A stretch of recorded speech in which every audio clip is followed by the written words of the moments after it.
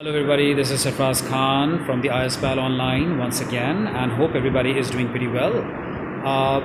Most of my students generally think that the IELTS, ITEP or PTE test are just the test, they are just testing your language, English language skills. Somewhat they are right, but they are not only testing your English language skills, students, they are testing your English language proficiencies. Actually, they are trying to test that how much grip you are having over different skills, which is of reading, writing, listening and speaking. Okay, so you need to be quite quite prepared for this, and you need to follow the certain rules, and all these many of these rules I have already discussed in my previous videos, right? So you need to be quite proficient in grammar, you need to be quite proficient especially in vocabularies, in sentences, okay, in the delivery of the sentences while speaking. Okay, so all these things are usually checked, right?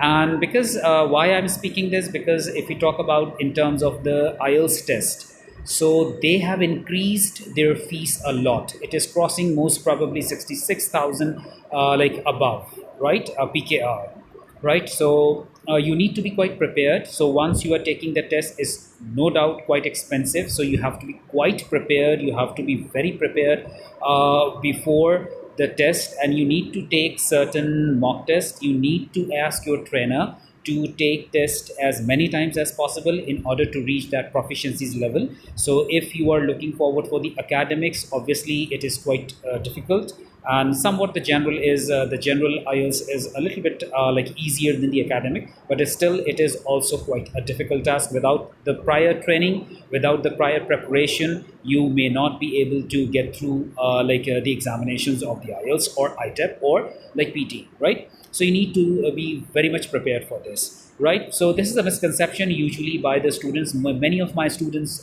comes before 1 or 1.5 months of their actual test after the booking.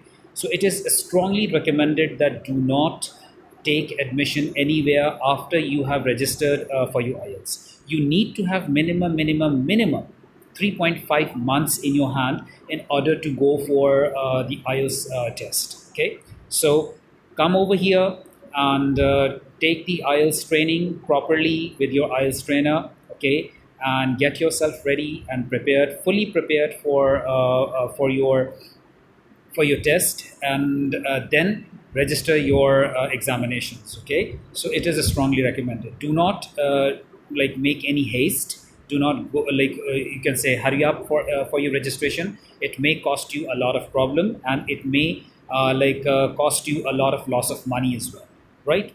So see you with my next video.